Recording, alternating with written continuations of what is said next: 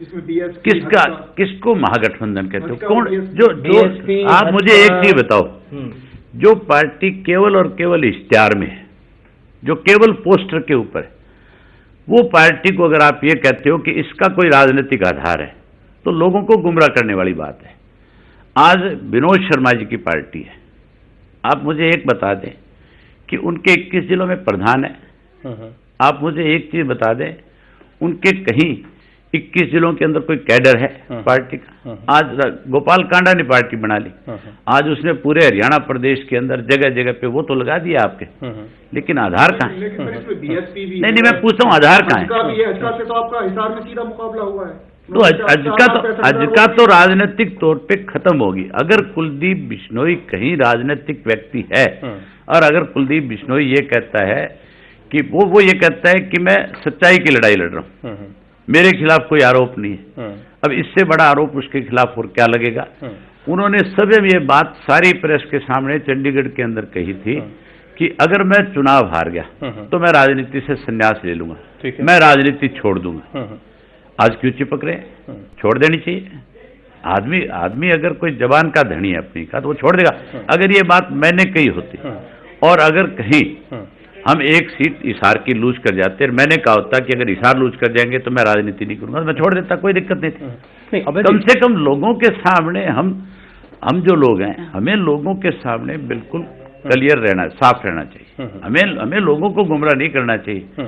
हम 1 मिनट में पलट जाएं, 1 मिनट में बदल जाएं, कल चाचा करे, वो भतीजा करे, आज दोनों एक दूसरे को गालियां दे, दुश्मन बताए, वो भी बुरी बात है।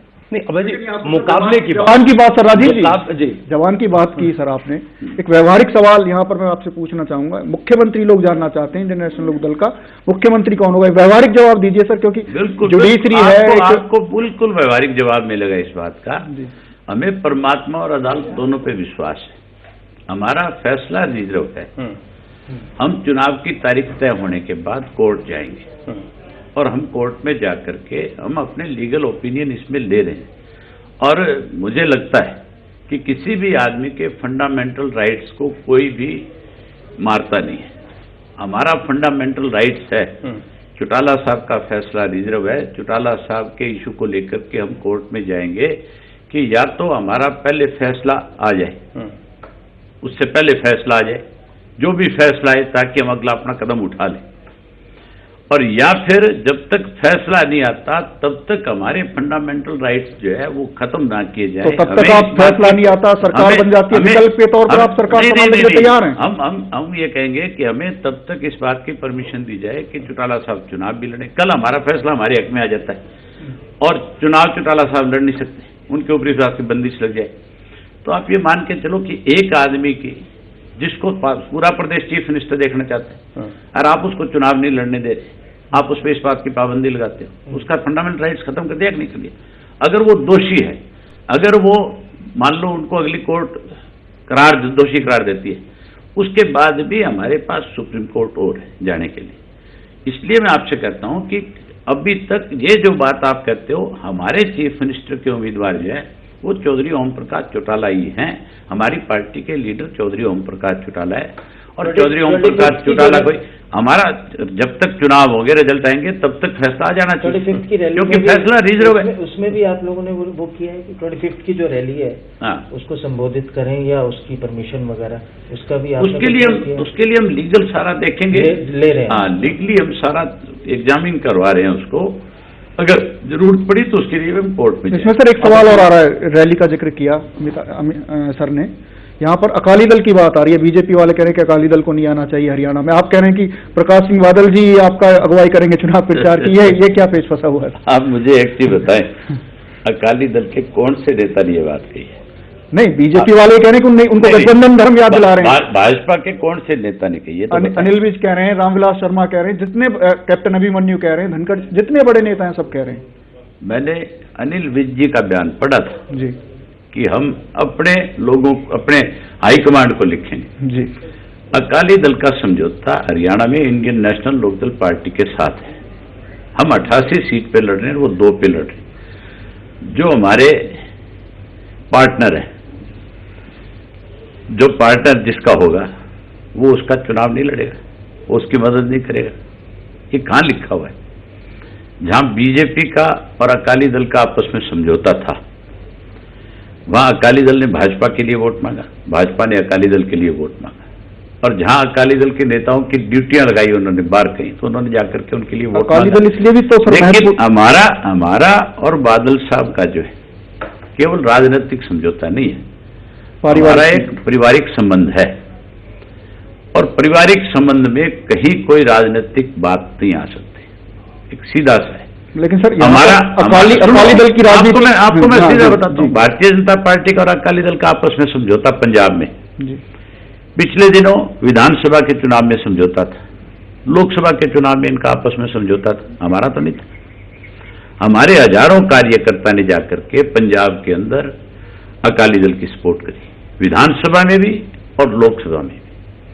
तो अगर हम उनकी सपोर्ट करते हैं, वो हमारी सपोर्ट करते हैं, हमारा एक पारिवारिक समझौता है, एक पारिवारिक रिश्ता है, ये किसी से छिपा नहीं है। लेकिन सर यहाँ पर एक सवाल बादल साहब ने अब सवाल है ही नहीं, ये सवाल था। आप मुझे ये बताओ भी ये सवाल खड़ा कहाँ रह गया जब बादल साहब की खुद की एक स्टेटमेंट आ गई कि मैं हरियाणा के अंदर इंडियन नेशनल लोकदल पार्टी का चुनाव प्रचार करूंगा, तो स्टॉप लगे। इससे आपको फायदा होगा या नुकसान होगा? एसजीएमसी का भी सवाल उठ रहा है, कांग्रेस ने यहाँ पर सिख कार्ड खेल दिया है, सिख राजनीति को बांट दिया है, इससे आपको फायदा होगा या नुकसान होगा अकाली दल अगर प्रचार करने आता है? फायदे और नुकसान की नहीं है, और मुझे लगता है जो बात आप कर रहे थे उस पे आओ। आप पे मेरे से ये पूछना चाहते थे कि बादल साहब को बीजेपी रोक रही है, मैंने आपको उस बात का बड़ा सीधा सा जवाब दिया है। और बादल साहब जब हमारी पार्टी के लिए प्रचार करेंगे तो मान करके चलो हमारे कार्यकर्ता में और ज्यादा जोश आएगा। ये कांग्रेसी तो आज इतने मायूस और मरे हुए, आज तो कांग्रेस की टिकटों को छोड़ छोड़ करके लोग भाग रहे हैं। भारतीय जनता पार्टी की हालत उससे भी ज्यादा माड़ी है। नहीं, ये जो धर्म की राजनीति कांग्रेस ने की है सर, ये भी एक सवाल है। हाँ, ये गलत तरीका है, कांग्रेस कोई नई बात नहीं है, कांग्रेस आज नहीं कर रही है धर्म की राजनीति। कांग्रेस ने तो मुसलमान और हिंदू को लड़ा है, कांग्रेस ने अगड़े और पिछड़े को लड़ा है, कांग्रेस ने सिख और हिंदू को लड़ा है। कांग्रेस को जहां दाव लगे, जहां कांग्रेस को 4 वोट मिले, कांग्रेस उसके लिए किसी हद तक जा सकती है। इंडियन नेशनल कांग्रेस पार्टी एक ऐसी पार्टी है जो कहती है अपने आप को ये कि हम धर्मनिरपेक्ष लोग हैं, लेकिन सबसे ज्यादा जहर फैलाने के अगर कहीं मास्टरमाइंड लोग हैं तो वो इस पार्टी में। इंडियन नेशनल लोकदल का क्या स्टैंड है? ये जो अलग से गुरुद्वारा प्रबंधक कमेटी हमने विधानसभा के अंदर खुल करके इस बात का विरोध किया था कि किसी भी सरकार का ये काम नहीं है कि किसी भी धर्म के लोगों को आपस में लड़ाया जाए। जब बादल साहब ने और उनकी जो वहां की जो आपके पंजाब की जो गुरुद्वारा प्रबंधक कमेटी है, उन्होंने एक कमेटी हरियाणा के लिए फॉर्म कर दी, उन्होंने 8 मेंबर को उसका मेंबर बना करके कमेटी का जी, और कह दिया कि भाई जितना पैसा इन गुरुद्वारों का होगा वो पैसा आप हरियाणा में ये जो कमेटी है वो डिसाइड करेगी कि इसको कहाँ खर्च करना है। और उन्होंने यहां तक भी कहा कि उसके बावजूद अगर कहीं कोई और पैसे की जरूरत पड़ेगी, वो कमेटी अगर हमें भी लिख करके देगी कि भाई आप भी इसमें कुछ पैसा और इन्वॉल्व करो, तो हम उसमें अपनी तरफ से जितना हो सकेगा सहयोग करेंगे। तो उसके बाद तो बात खत्म हो गई थी, फिर नई कमेटी, नया सब कुछ, नया विवाद करने की जरूरत नहीं थी। ये केवल और केवल राजनीतिक स्टंट था। और ये जो जाटों को आरक्षण दिलवाया, इसका लाभ लेना चाहते थे। कांग्रेस ने जो जाटों को आरक्षण दिलवाया, कहाँ मिल गया? करते हैं मिल कहाँ गया? आप ये बताओ मुझे, कहाँ जाट को अब तक कहीं भी बैकवर्ड के नाम का कोई 1% भी आरक्षण और कहीं फायदा हुआ है? आप मुझे बता दें कहाँ फायदा हुआ है? तो ये सब क्या कहने की बातें हैं सारी की सारी, ये सिर्फ और सिर्फ लोगों को गुमराह करने की बात है कि हमने जाट को आरक्षण दे दिया। इन्होंने कांग्रेस ने कार्ड निकला था लोकसभा के चुनाव से पहले, मुसलमान की बात करी थी ना, दे दिया। फिर ये केवल और केवल जब वोट का समय आता है तो ये राजनीतिक कार्ड खेलते हैं, और फिर उस राजनीतिक कार्ड को थोड़े दिन भुनाते हैं, और जब इनके कुछ हाथ लग जाए तो भूल जाते हैं। और अगर हाथ नहीं लगा इनके कुछ तो भी ये मान करके चलो इन्होंने भूल ही जाना है। बीइंग ए सीनियर लीडर मैं ये आपसे जानना चाहता हूँ राजीव, और इस पर टिप्पणी लेनी भी चाहिए। ये कारण क्या है कि कांग्रेस छोड़ के ये जो इतने सीनियर लीडर जा रहे हैं, बीजेपी में जा रहे हैं, इनेलो में क्यों नहीं आ रहे हैं? एक तो ये प्रश्न है, इनेलो में भी आना चाहिए उस हिसाब से। अवतार सिंह भडाना को छोड़ के अगर देखा जाए, इसका भी मैं आपको बता देता हूँ। हमारे पास बहुत लोगों ने संपर्क किया, बहुतों ने ये कोशिश करी कि हम Indian National Lokdal party join कर ले। इनके जितने सीनियर नेता छोड़ करके आ रहे हैं वो सारे के सारे पहली शर्त रखते हैं कि हमें टिकट दो। तो हमारी पार्टी की टिकट जो है वो इतनी सस्ती नहीं है कि जो कल पार्टी में आज उसने आकर के हमारे से टिकट ले ली। ये ठीक है, कई जगह कुछ जगह ऐसी होती है जहां हालात इस किस्म के बने होते हैं जहां आपको किसी नए आदमी को भी एडजस्ट करना पड़ता है, लेकिन वहां भी हम पहले अपने कार्यकर्ताओं से पूछते हैं। मैंने लोकसभा के चुनाव के बाद 90 की 90 विधानसभा क्षेत्र के कार्यकर्ताओं की मीटिंगें करी थी और मैंने खुल करके सब जगह कार्यकर्ताओं से कहा था कि आज कांग्रेस पार्टी में भगदड़ मची हुई है, कांग्रेस ही हमारे संपर्क में है, आप हमें बताओ कि हमें इस सरकार को चलने देना चाहिए, गिरा देना चाहिए। याद है, ठीक है, ये बात मैंने कही। हमारे कार्यकर्ताओं ने कहा कि नहीं, ये आप अपने जुम्मे मत लेना, इनको चलने दो। सरकार गिराने का सीधा मतलब था कि मैं उन लोगों को अपने साथ जोड़ता, उनको कोई आश्वासन देता। लेकिन उन्होंने कहा, मैंने कहा कि कुछ लोग अपनी पार्टी में शामिल होना चाहते हैं, क्या करना चाहिए? उन्होंने कहा कि एक को भी नहीं करना, किसी एक को भी शामिल मत करना ऐसे बेईमान को जिस पे इस किस्म का आरोप हो कि इन्होंने प्रदेश को लूट करके खा लिया, फिर कल को आपकी पार्टी की बदनामी हो जाएगी, हमारी मेहनत बेकार हो जाएगी।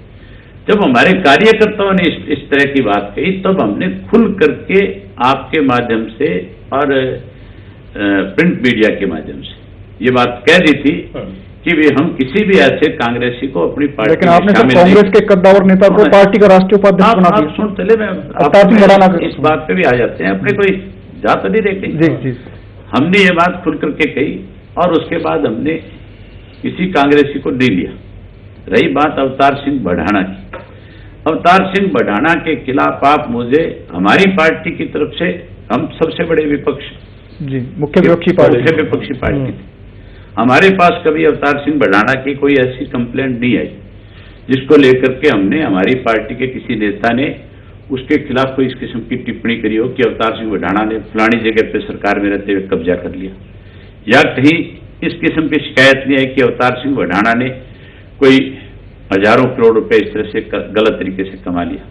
27 साल ये कांग्रेस में रहे, लेकिन हमारे पास अगर इस तरह की कंप्लेंट उनकी कोई आई होती तो हम 100% मना करते थे। अगर आगे कोई इस तरीके की कंप्लेंट आपके संज्ञान में आई तो उनसे पूछेंगे जरूर कि क्या आपके खिलाफ ये आरोप जो लगे, उन्होंने तो खुद ने स्वयं ने ये आरोप लगाए हैं कि आप मेरी इंक्वायरी करा लें। उन्होंने खुद ने कहा है खुल करके आप मेरी भी इंक्वायरी करवा लें, अगर मैंने कोई एक पैसा खाया है। कोई शर्त रखी उन्होंने? उन्होंने ये कहा कि आप मेरी इंक्वायरी करवा लें, और उन्होंने ये भी कहा है कि इनकी इंक्वायरी करवाएं। उन्होंने तो सोनिया गांधी से जाकर के लिखित रूप में देख करके आए कि भूपेंद्र सिंह हुड्डा ने, करण दलाल ने, फलाने ने कोई 10 हमारे इंटरव्यू में भी कैसे पैसे खाए उन्होंने। जी अभय जी, क्योंकि हम चुनावों से ठीक पहले बात कर रहे हैं, राजनीतिक आरोप प्रत्यारोप एक चुनाव का या सियासत का चरित्र सा हो गया है। जब हम मुकाबले की बात करते हैं, शक्ति जिस बात को उठा रहे थे वो 14 का चक्रव्यूह में आपसे बड़ी संजीदगी और गंभीर बातचीत में सवाल इसलिए महत्वपूर्ण हो जाता है कि हरियाणा जैसे प्रदेश में जब कांग्रेस विरोध की बात उठती थी तो पहले एकमात्र विकल्प होता था इंडियन नेशनल लोकदल, लेकिन अब मोदी की लहर कह लीजिए, 7 सीटों की जीत कह लीजिए, उसका गुरूर कह लीजिए, कुछ भी कह लीजिए, लेकिन ये सही है कि बीजेपी इस वक्त अपने कॉन्फिडेंस में है और बीजेपी नेताओं के जो बयान है वो आप भी सुन रहे होंगे। क्या ये पूरी स्थिति इंडियन नेशनल लोकदल के हाथ से थोड़ी सी खिसकी है? इसमें ये जोड़ना चाहूंगा, क्या थोड़ा सा डेंट लगा है? क्या आने वाले चुनाव में आपको ये अंदाजा है या ये आशंका है? क्योंकि बार बार बीजेपी के नेता ये कहते हैं कि मोदी हमारे चेहरे हैं, हमारी परफॉर्मेंस हमारे साथ है। आप मुझे एक बात बता दें, क्या एक विकल्प दूसरा भी तैयार हो रहा है? इस बात अब से पहले यही ट्रेंड था कि इनेलो ही, अगर कांग्रेस के खिलाफ लहर चलती है हरियाणा में तो इनेलो ही विकल्प है, लेकिन अब जो मीडिया में जो बातें हो रही हैं कि एक विकल्प है। आप मुझे एक चीज बताएं, आज आपके मीडिया ने लिखा है, कोई हमने नहीं लिखा। आज आपके प्रिंट मीडिया में, आज आपके टेलीविजन के चैनल्स में, आज मेरे ख्याल कल को इन सब चीजों को लेकर के कहीं ना कहीं आपके यहाँ बहस भी छिड़ेगी कि भी क्या इस तरह के राजनीतिक दल जो ये कहते हैं कि हम कल सत्ता में भी आ सकते हैं, या जिनको इस बात को लेकर के गुरूर हो गया कि भी हम 7 सीट जीत के, हम 54 विधानसभा के उस वक्त के सीटों पे जीत करके आए और हमारी पार्टी तो 100% सत्ता की तरफ बढ़ जाएगी, हम सत्ता में आ जाएंगे, लेकिन उसके ऊपर जो आज आप मेरे से पूछ रहे हो, कल उनके ऊपर 100% आपके क्वेश्चन लगेंगे कि ये जो आपने 12-14 इस 43 में जो 16-17 सीटें आपने दूसरे लोगों को दी, उनमें 21 या 22 सीट ऐसी हैं जो उन्होंने कांग्रेस से आए हुए लोगों को दिए। 3-4 सीट ऐसी है जो हमारे कुछ साथियों में जो गए उनको दिए। जिस पार्टी के पास अपने उम्मीदवार नहीं है, जिस पार्टी का अपना कैडर गांव में नहीं है, जिस पार्टी के पास बूथ स्तर का कार्यकर्ता नहीं है, मोदी जी की लहर का तो आपकी बैसाखी बनते थे, अब आपसे बैसाखी ले रहे हो। नहीं, आप मेरी बात सुने। मोदी जी की जो लहर थी वो इसका कारण एक और था। मोदी जी की लहर का तो मोदी जी के चुनाव आपने भी समर्थन किया। लोकसभा के चुनाव के बाद की बात सुन लें आप। लोकसभा के चुनाव के बाद जितने विधानसभा के लोकसभा के चुनाव हुए, कोई बाई इलेक्शन हुआ, उन सब में भाजपा धराशायी होगी और उन्हीं जगह पे होगी जहां भाजपा बहुत मेजोरिटी के साथ आई थी। आप दूर क्यों जाए, हमारे बिल्कुल साथ लगता उत्तराखंड, 3 लोग इनके मेंबर पार्लियामेंट जीत करके गए थे। 3 सीट खाली हुई, 3 सीट खाली हुई थी और 3 में से 2 इनके मेंबर पार्लियामेंट जीते हुए थे उन सीटों से, उन सीट्स पे। मैं मेरी सीट से अगर मेंबर पार्लियामेंट बनता हूं तो मेरी जो विधानसभा की सीट है, मान के चलो कि उसमें मेरा मार्जिन बढ़ना चाहिए। इनका मार्जिन बढ़ने की बजाय इनकी स्थिति वहां पे ऐसी होगी कि वो सीटें 30-30 हजार वोट से हार गई। उत्तराखंड जैसी जगह पे जहां मुश्किल से 50-60 हजार वोट है और वहां अगर आप 30 हजार वोट से जा रहे हो, हार रहे हो, तो इसका मतलब लोगों ने ये कह दिया कि हम आपको केवल विकल्प के रूप में देखना चाहते थे, सोनिया और राहुल का, कांग्रेस का भी नहीं। हुड्डा का विकल्प नहीं हो सकता। सुन तो लो आप। नहीं, हुड्डा का ये विकल्प इसलिए नहीं हो सकते कि उस वक्त सिर्फ और सिर्फ 2 लोगों के बीच में जंग थी। उस वक्त लड़ाई सिर्फ ये थी कि मोदी देश के प्रधानमंत्री बनेंगे या राहुल गांधी बनेगा। यहाँ मुख्यमंत्री कौन बनेगा? भाजपा ये तो बता दे कि उनका मुख्यमंत्री का चेहरा कौन सा है। काफी है, वो तो कह रहे हैं कि हमारे पास 10 कह रहे हैं, हम तो नहीं नाम बताओ आप, मुझे एक भी चेहरे का नाम मैं आपको बताता हूँ। हमारे पास आज हमारे नेताओं को कद इतना बढ़ा। इसमें इतना जोड़ना चाहूंगा, उन्होंने ट्रेंड ये चलाया है सर, आपको मैं एक बार गाँव में जाते हैं कह देते हैं रामविलास शर्मा होंगे, वो गुजरों के गाँव में जाते थे कहते हैं कृष्णपाल गुजर। तो इसका मतलब जाते हैं तो कहते हैं धनखड़ जी या कैप्टन होंगे। इसका मतलब ये हो गया कि वो जात पात का जहर फैलाते हैं। इसका मतलब सीधा ये हो गया। आपका जो कहने का मतलब है वो सीधा ये है कि ये वहां जहां कहीं भी जाते हैं तो ये जात पात का इस तरह का जहर फैलाते हैं। जहां कोई भी राजनीतिक दल, और हरियाणा प्रदेश में कोई भी जात पात का जो जहर फैलाता है उसका राजनीतिक अंत बहुत बुरा होता है। इस कुलदीप ने जात पात का जहर फैलाने का काम किया था हरियाणा प्रदेश में। घर बैठा दिया कि नहीं बैठा दिया लोगों ने। अगर ये भी जात पात का कहीं जहर फैलाएंगे, ये अपनी जमानतें नहीं बचाएंगे। जिनको आप मुख्यमंत्री का दावेदार मानते हो, आप तो नहीं बताते, मैं नाम बता देता हूँ। रामविलास शर्मा को मानते हो, अपना विधानसभा का चुनाव नहीं जीत सकते, 3 बार लगातार हारे उस सीट से और अब की बार फिर हारेंगे। और दूसरा, आप कैप्टन अभिमन्यु को मानते होंगे, नारनौंद की सीट से हमारा जो लोकसभा का चुनाव था हम 43,000 वोट से जीते, अब हम 63,000 से जीतेंगे, जमानत नहीं बचा सकेंगे अपनी। जो आपने कैंडिडेट बताए जो अब तक चुनाव लड़ रहे हैं उनमें से 2 आए हैं। राव इंद्रजीत हो सकते हैं। राव इंद्रजीत कहीं चुनाव तो लड़े, पहले कहीं चुनाव तो लड़े ना व्यक्ति। कृष्णपाल गुर्जर हो सकते हैं। कृष्णपाल गुर्जर चुनाव कहां से लड़ेगा? और नहीं, चुनाव कहां से लड़ेगा? हम इसके बहुत विस्तार में नहीं जाते, हम बहुत सरल और बहुत क्रिस्पी करके, आप इस वक्त पार्टी का नेतृत्व संभाल रहे हैं, जाहिर है कि पार्टी जीतेगी हारेगी, रणनीति क्या होगी, इसकी चिंता करना आपका काम है। कल तक कांग्रेस विरोध का जो कंसोलिडेशन इंडियन नेशनल लोकदल के पास आकर रुकता था, एंटी इनकम्बेंसी का पूरा फायदा इनेलो के पास जाता था, अब अगर उसका कुछ भी हिस्सा बीजेपी के पास जाएगा, बीजेपी नेताओं के दावों को छोड़ दीजिए, वो तो मुख्यमंत्री पद की लड़ाई लड़ रहे हैं, कोई और फ्रंट के पास जाएगा, क्या ये आपको नुकसान करेगा? वो फ्रंट भी एक और इस नुकसान की कितनी चिंता आप कर रहे हैं? हमें कोई नुकसान नहीं है। मैं आपको बड़ा खुल करके एक चीज कह देता हूं, हमारे वोट बैंक में कहीं कोई डेंट नहीं है, ना कोई डेंट लगा सकता। हमारा वोट बैंक इस विधानसभा के चुनाव में बढ़ेगा और हम अपने अकेले बलबूते पे 63 से ज्यादा सीटें जीत करके आएंगे। हमारी सरकार 100% बनेगी। ये जो आज खबाब ले रहे हैं, जो कोई महागठबंधन बना रहे हैं, कोई इस किस्म की बात करता है कि भी हमने 7 जीत ली, हम अगली सरकार फिर बनाएंगे, ये केवल मुंगेरी लाल के हसीन सपने हैं और ये इनके सपने कभी साकार नहीं हो सकते। ये बहुत बुरी तरह से धराशायी होंगे। आप जिस महागठबंधन की बात करते हो, मैं अभी टेलीविजन देख रहा था, अभी एक खबर आई है, आपने तो नहीं सुनी, मैं देख आया उसको। उसने जो ये आपका बीएसपी का जो चीफ मिनिस्टर का कैंडिडेट है अरविंद शर्मा जी, उनका बयान है कि हमारा कहीं किसी से कोई समझौता नहीं हो रहा, ना हमारी कहीं किसी से सीट की कोई एडजस्टमेंट है, हम अपने बलबूते पे 90 की 90 सीटों पे चुनाव लड़ेंगे। अच्छा चलिए, मान लो हाइपोथेटिकली आपको मैं अगर ये बताता हूं। गठबंधन हो जाता है तो इसका नुकसान कांग्रेस को ज्यादा होगा, इनेलो को होगा या बीजेपी को? मैंने आपको ये भी आपको बता दिया। राजनीति में आप इग्नोर नहीं कर सकते। नहीं, मैंने आपके लिए एक वोट इंपॉर्टेंट है। 500,000, 5,000, 10,000 का भी डेंट लगता है तो उसका असर आता है। ये विधानसभा के चुनाव है। मैंने आपको बड़ा सीधा बता दिया कि हमारा वोट बैंक बढ़ेगा, हमारा परसेंटेज ऑफ वोट बढ़ेगा, हमें इन चीजों से कोई फर्क नहीं पड़ता। ये चाहे महागठबंधन बढ़ जाए और चाहे ये भारतीय जनता पार्टी, कांग्रेस, ये और सारा का सारा जमावड़ा इकट्ठा हो जाए, ये सारे प्लस हो जाए तो ये माइनस हो जाएंगे हमारे। कांग्रेस एक रणनीति पे चल रही है जो आजकल चर्चा का विषय है।